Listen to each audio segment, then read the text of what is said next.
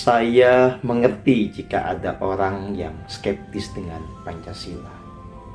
Sangat bisa dimengerti, dimaklumi bahkan ya. Kalau generasi muda ini mempertanyakan apa relevansinya dan urgensinya kembali membicarakan Pancasila. Betul bahwa Pancasila ini dasar negara, betul ini falsafah agung bangsa Indonesia, betul ini ideologi dari negeri ini, dari negara ini. Tetapi pada faktanya, ya, banyak orang yang bicara Pancasila, praktek kehidupannya itu awur-awuran. Banyak orang ya terkesan sangat nasionalis, ya selalu menggembar-gemborkan Pancasila, tetapi ketika dia mendapatkan kekuasaan, menyalahgunakan kekuasaan itu, kemudian juga sangat koruptif. Ini memberi pertanyaan yang nyata, lalu buat apa? Lalu nyatanya Pancasila diomongkan tidak membuat hidup menjadi harmoni, tidak memastikan watak kita juga menjadi bagus.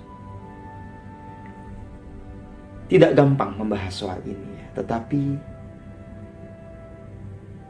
saya punya pengalaman otentik.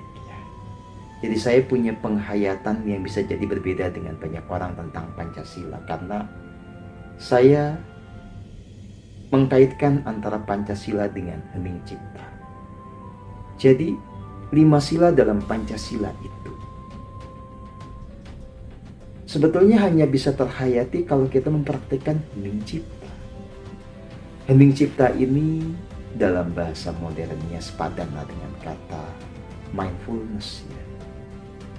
Pelaku berkesadaran, sebuah praktek yang membuat kita masuk ke dalam kesadaran yang penuh, menikmati momen saat ini di sini, meresapi setiap tarikan dan hembusan nafas, menyadari kasih dan kuasa Tuhan yang tanpa batas di setiap tarikan dan hembusan nafas, terhubung dengan yang ilahi di dalam diri. Nah, dari sini baru kemudian saya bisa menghayati apa itu ketuhanan yang Maha Esa.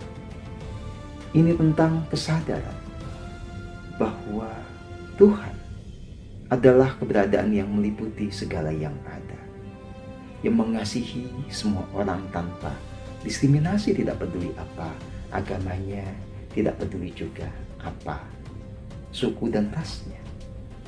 Dengan hening cipta, saya menghayati kemanusiaan yang adil dan beradab. Karena jelas, dengan hening cipta, kita punya kasih, kita punya empati. Ya. Kita menyadari betul bahwa seyogyanya antar manusia itu memang diikat dalam sebuah persaudaraan. Ya. Dan tentu pada akhirnya, kita menghayati sila yang ketiga, Kesatuan Indonesia. Ini tentang meluruhkan ego, tidak hidup dengan kemelekatan kepada agama dan suku atau ras kita yang membuat kita menjadi diskriminatif, menjadi merasa berbeda dari orang lain. Ini tentang kesadaran bahwa kita itu bersatu dalam bingkai bangsa. Dan tentu pada akhirnya ini membangun kesadaran kerakyatan yang dipimpin oleh hikmat kebijaksanaan dalam permusyawaratan perwakilan. Ini tentang bagaimana hidup dan mengambil keputusan dengan hikmat kebijaksanaan. Dan kalau Anda jadi pejabat, Anda harus peduli kepada rakyat. Ya.